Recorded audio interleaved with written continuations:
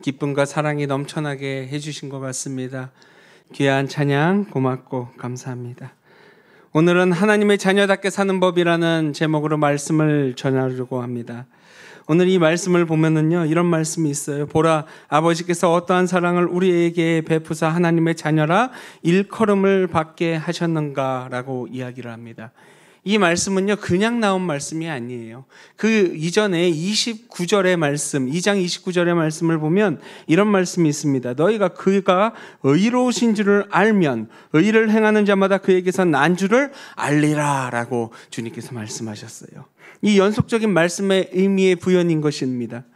그에게서 난 줄, 하나님께로부터 난다라는 이 말씀의 의미를 갖고 있습니다. 그것이 무엇입니까? 바로 하나님의 놀라운 사랑의 결과라고 이야기하고 말하고 있는 것입니다. 다시 말해서 인간이 스스로 노력으로 인하여 하나님의 자녀의 자격을 얻은 것이 아니라 하나님이 우리에게 주신 사랑의 결과로 하나님의 자녀가 될 수 있는 선물을 우리가 부여받았다라고 이야기하고 있는 거예요. 그래서 하나님께서 위대한 사랑을 우리에게 주셨고 우리가 알게 해주셨고 우리가 하나님의 자녀가 일컬음을 받았다고 감탄으로 주님께 고백하는 말이 지금 이 말씀이었던 것입니다. 그렇다면 우리는 하나님을 자녀되게 하는 그 사랑은 무엇 때문에 가능할 수가 있는 것일까요? 주님은요, 우리를 위해 죽으심으로 하나님께서 우리에 대한 자기의 사랑을 확증해 주셨습니다. 사실 주님께서 우리를 창조해 주셨지만 인간인 우리들이 주님의 말씀을 어기고 죄를 짓는 그 순간부터 주님과의 거리가 멀어졌고 주님과의 관계가 서먹해졌어요. 그래서 주님께서 그 멀어진 거리를 좁힐 수 있는 기회를 만들어 주셨고 바로 주님의 아들을 이 땅에 보내시고 십자가의 고난과 화목제를 통해서 하나님과의 멀어진 그 관계를 회복할 수 있게 하셨던 것입니다. 그리고 그를 믿는 자들은 당신의 자녀로 삼아주셨다는 거예요. 하나님의 사랑은 바로 예수 그리스도였습니다.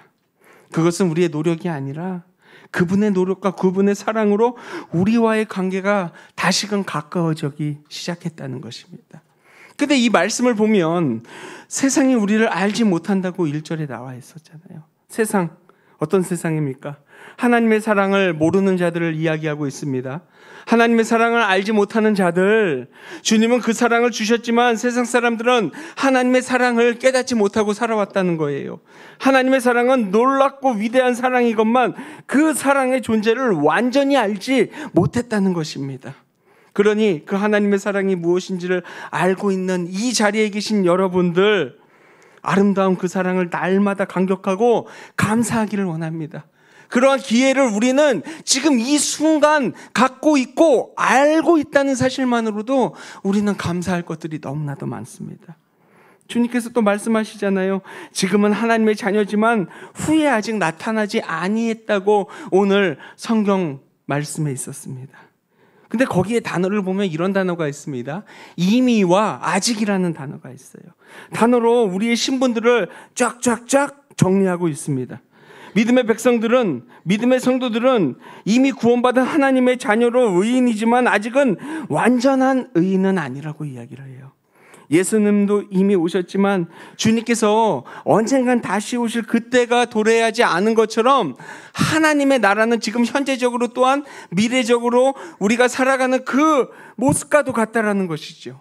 그래서 하나님의 자녀들은 어떻게 될지는 아직은 모르나 우리의 신분은 주님의 자녀이지만 아직은 주님의 완전한 영광을 위해 변하고 있는 존재라고 이야기하고 있습니다. 그가 다시 오실 때 지금 아름답게 준비되어지고 완성되어지고 변화되어지는 그 모습, 그 하나님께서 허락하신 그 사랑을 감당하며 우리는 날마다 기도하고 기억해야 할 줄 믿습니다. 그렇다면 지금 우리가 어떠한 모습으로 하나님께 나아가야 될까요?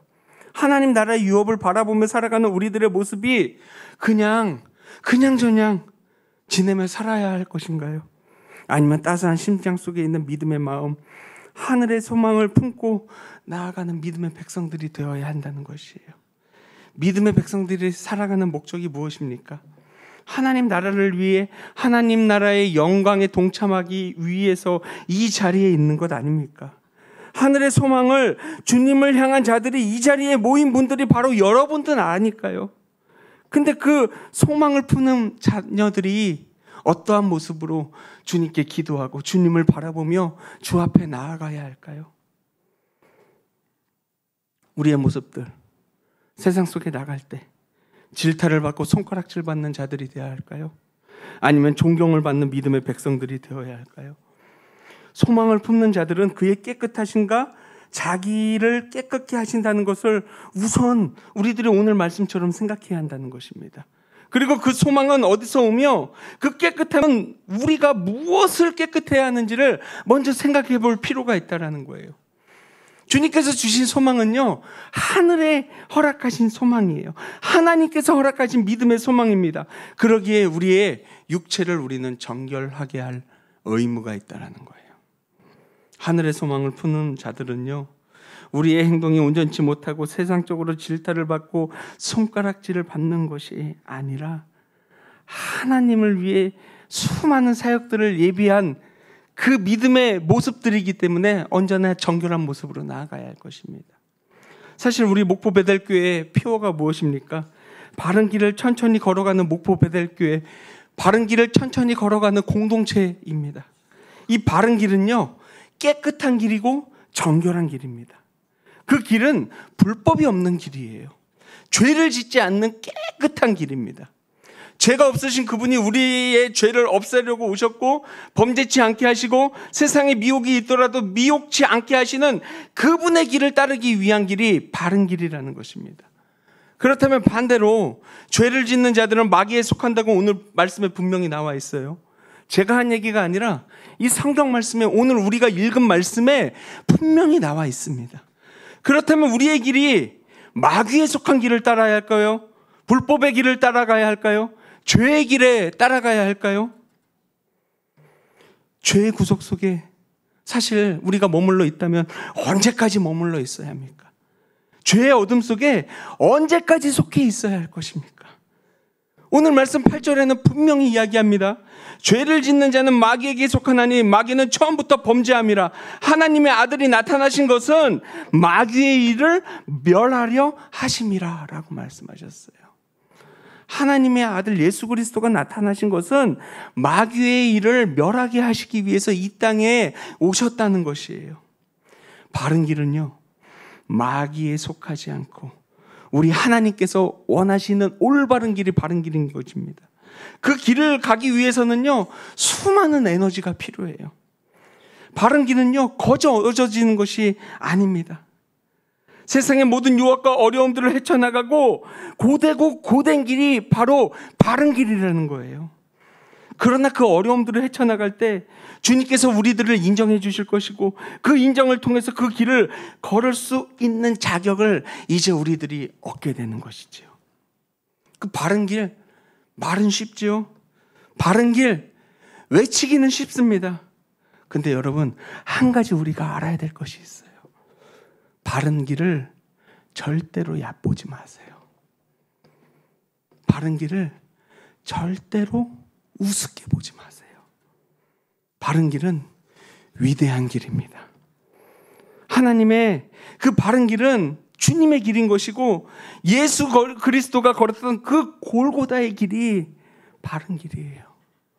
그러니 그 길을 걸어가기 위해서 우리들의 언행과 우리들의 행동과 우리들의 습관과 우리들의 눈빛과 이 모든 것들이 하나하나가 갈무리 되어 갈 때 바른 길을 걸을 수 있는 자격을 탑재하게 되는 것입니다. 이제 그 길을 걸을 준비가 되어 있다는 것이죠. 그리고 그 소망을 품는 자격을 알게 되는 것입니다. 근데 우리가 마음속에 소망을 품는다고 아까 이야기했었잖아요. 왜 우리가 그 소망을 품어야 됩니까? 바로 예수님 때문이에요. 예수님 덕분이에요. 순결한 분을 따르는 그 길, 주님은 자신이 순결하고 거룩한 분이고 온전한 분이기에 그 길을 걸으실 수 있는 분이고 우리는 그분을 따르는 자들이기 때문에 그 길을 걸을 수 있는 자격이 있는 것입니다. 그분을 따르는 자들, 믿음의 백성들, 하늘의 자녀들인 것이죠. 근데 마음속에 소망이 없는 자들은요, 혹시나 그 길을 곁다리로 가는지도 모르는 그 길을 혹시나 걷는다고 한질 그 길이 무슨 길인지도 모릅니다. 그러나 소망이 있고 소망을 품는 믿음의 백성들은요, 그 길을 걸을 때 자부심을 갖고 걷습니다. 6절에 이런 말씀이 있어요. 그 안에 거하는 자마다 범죄하지 아니한다라고 이야기하잖아요. 그 길을 걷는 자는 주님 안에 속한 자고 그 안에 거하는 자고 범죄치 않는다고 이야기를 합니다. 범죄는요, 헬라어로 하마라타이네라는 뜻을 갖고 있어요. 근데 여기서 이야기하는 그 범죄는 상습적인 범죄자를 이야기하고 있습니다. 상습범은요, 자신이 죄를 짓는지도 몰라요. 내 행동이 잘못된 건지도 모릅니다. 특히 우리가 살아가면서 입으로 짓는 죄들을 얼마나 많이 있습니까? 자신이 입으로 죄를 짓고도 그것이 죄인지도 모르고 가끔 보면은 욕이 실생각으로 입에 붙은 분들도 있잖아요. 근데 그렇게 살다 보면 그게 욕인지도 모르고 그냥 지나가는 사람들이 많아요. 습관적으로 내뱉으면 다 같은 말이라고 생각하는 사람들도 많이 있습니다. 그렇지만 이제는 내 자신을 성찰했으면 좋겠어요. 그리고 이런 마음을 가졌으면 좋겠어요. 내가 지금 주님 안에 거하고 있는가? 만일 주 안에 거하고 있다면 내 행동과 언행에 거룩함이 배어 있을 것이고 내 행동과 입이 거렁뱅이 같으면 범죄하는 자인 것입니다. 교회 안에서뿐만 아니라 세상 밖에서도 일상적인 삶에서도 그 거룩함이 우리들에게 배어 있어야 한다는 것이에요. 하나님의 백성은요, 하나님의 백성다운 모습을 보여야 합니다. 그러나 죄를 지었다면 자신의 성찰이 분명히 있어야 한다는 거예요. 그래서 우리가 기도할 때 이런 이야기를 하잖아요. 회개합니다. 회개합니다. 회개란 무엇입니까? 죄에서 완전히 떠나는 것을 회개라고 이야기합니다. 다시 말해서 회개란 지은 죄에 대해서 용서를 구하는 것뿐만이 아니라 다시는 그 죄를 짓지 않겠다는 결단을 의미하고 있는 거예요. 그래서 방법적으로 상습적으로 죄를 혹시나 짓는다면 우리는요, 회개함이 없다고 이야기하는 것입니다. 이것은 우리와 하나님과의 관계에서 더 이상 예수 그리스도가 우리의 주인이 되는가 안 되는가를 이야기하고 있는 것입니다. 그러니 우리의 모습, 날마다 우리가 주님을 향하여 성찰하고 하늘의 용서를 구하고 회개할 수 있는 믿음의 백성들이 되기를 간절히 기도하고 소망합니다. 오늘 말씀처럼 특히 10절에 보면 이런 말씀이 있습니다. 이러므로 하나님의 자녀들과 마귀의 자녀들이 드러나나니 무릇 의를 행하지 아니하는 자나 또는 그 형제를 사랑하지 아니하는 자는 하나님께 속하지 아니하니라 라고 이야기합니다. 여러분, 하나님께 속하는 방법은 한 가지가 있어요. 형제를 사랑하는 것입니다. 형제를 사랑하지 아니하는 오늘 이 말씀처럼 의를 행하지 않고 형제를 사랑하지 않는 자, 그런 자는 하늘의 백성이 아니라고 이야기하잖아요. 하나님의 올바른 백성은요, 사랑하는 자들입니다. 그러니 이제 저주의 말을 버리고 사랑의 언어를 하기를 소망합니다.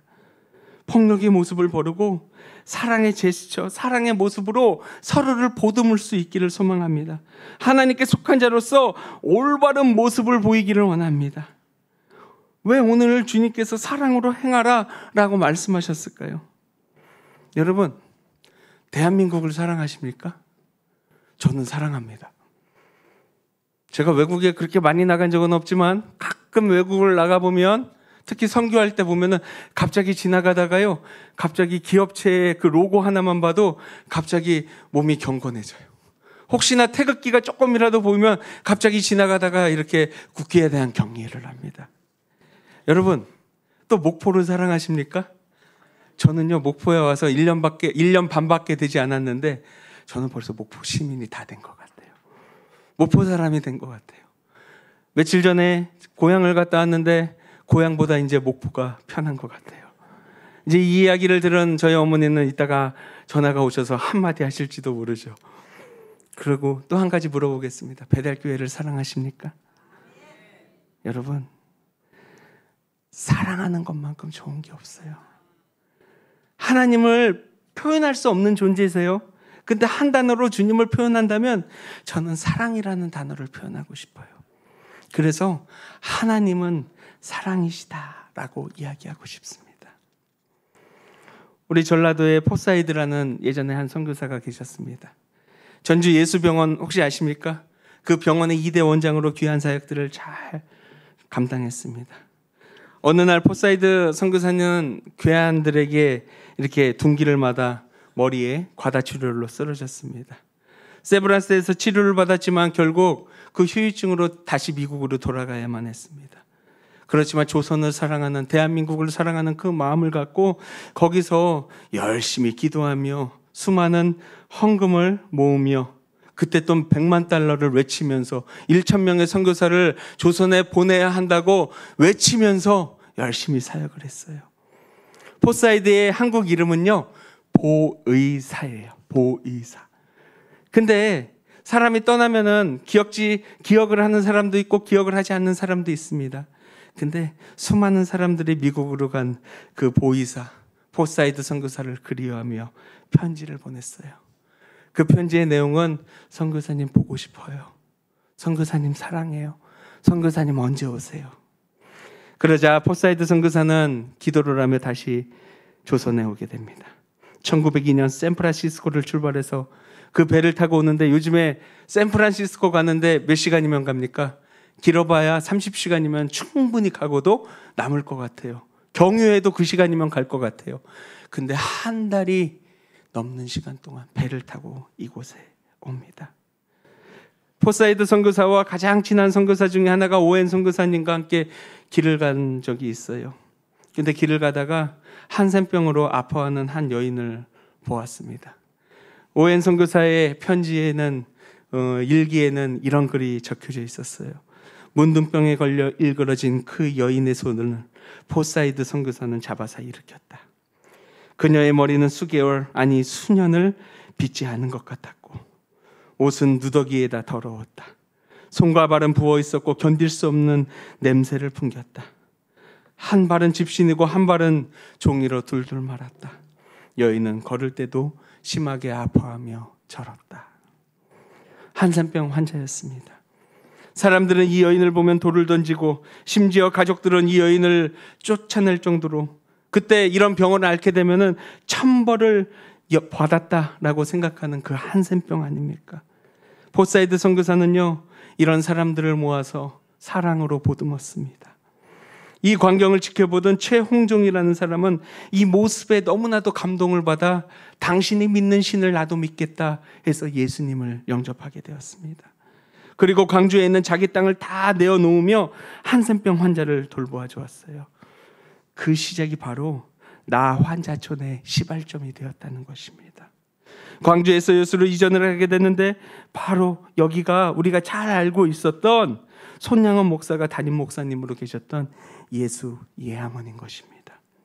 여러분, 사랑이 없었다면요, 이 선교사님이 다시 조선으로 돌아올 수도 없었고요, 하나님의 사랑이 없었다면 이 예양원도 존재할 수 없었던 것입니다. 하나님의 사랑이 없었으면 이 최홍종이라는 단 한 사람이 예수를 믿지도 않았을 거라는 거예요.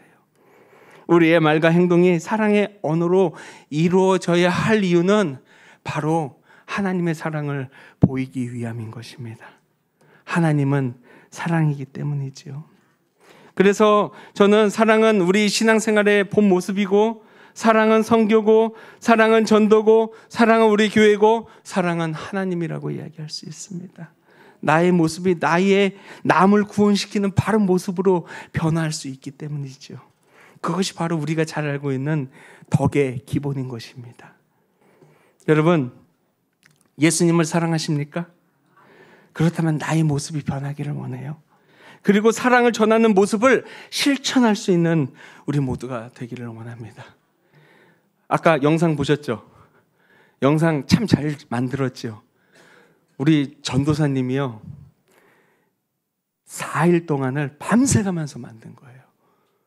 우리가 그렇게 좋은 장비가 없는데도 컴퓨터 하나로 만들고 또 만들고 만들고 또 만들고 만들고 또 만들고, 그러다 컴퓨터가 멈춰버려가지고 다시 처음부터 만들고 또 만들고 해서 만든 영상이에요. 근데 거기에 보면은 치유의 음악회, 성령의 음악회를 통해서 많은 마음의 치유와 성령의 뜨거움을 바라보았어요. 첫 걸음과 두 걸음을 아름답게 내딛었습니다. 이제 세 번째 발걸음을 함께 하려고 합니다. 13일부터 있을 저녁 7시에 있을 성령 은혜 집회, 말씀 은혜 집회에 우리 목사님께서 3일 동안 총 5번의 말씀을 전해주세요. 요즘 부흥회 해도요, 저녁 부흥회만 하지 새벽을 하지 않아요.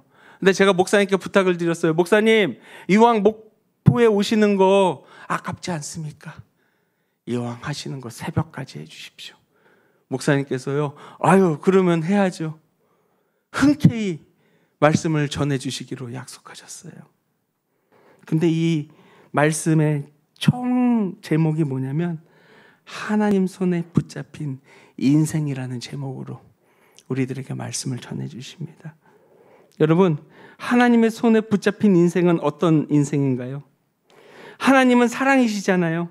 그 사랑의 인생에 붙잡힌 인생은, 그리고 그 인생은 어떠한 길로 가게 됐는지 우리가 한번 기대하면서 기도하면서 이번 대부흥회를, 그리고 말씀 집회에 말씀을 이어가기를 소망합니다. 하나님의 사랑의 끝은 무엇인지 다시 한번 바라보고 하나님을 향하여 더욱더 기도할 수 있는 우리 목포 베델교회가 되기를 소망합니다. 이 시간은 지금밖에 오지 않아요. 우리가 은혜 받고 성령의 충만함을 받을 기회는 지금밖에 없습니다. 이 부흥 집회를 통해서 내 삶과 신앙이 온전히 하나님 품속으로 쏙 들어가 내 인생이, 내 삶이 변화되어 거룩한 삶으로 믿음의 주님의 자녀가 되기를 간절히 기도하고 소망합니다. 우리 모두가 꼭 그렇게 될 줄 믿습니다. 하나님은 뭐죠? 하나님은 사랑이십니다. 하나님의 사랑의 마음을 품기를 원합니다. 기도하겠습니다. 하나님, 주님을 바라보는 귀한 마음을 알기를 원합니다. 주님, 우리와 함께 하시고 우리와 동행하소서. 이 시간 마음을 다하여 주 앞에 내어놓기를 원합니다. 우리의 마음이 무엇인지, 하나님의 사랑이 무엇인지를 다시 한번 바라보며 나아가는 우리 모두가 되기를 원합니다.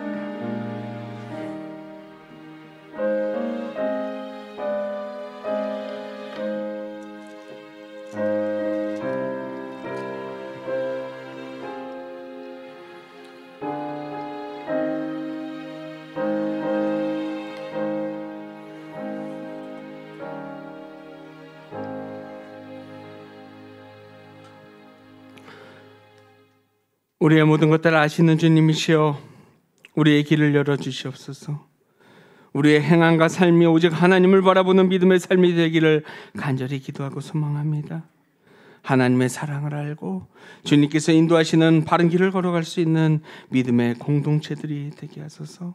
부족한 우리들, 이제는 주님을 향한 믿음의 발걸음, 주님의 아름다운 백성들이 되기를 소망하오니 주님, 우리를 받아주시옵소서. 예수 그리스도 이름으로 기도드립니다. 아멘.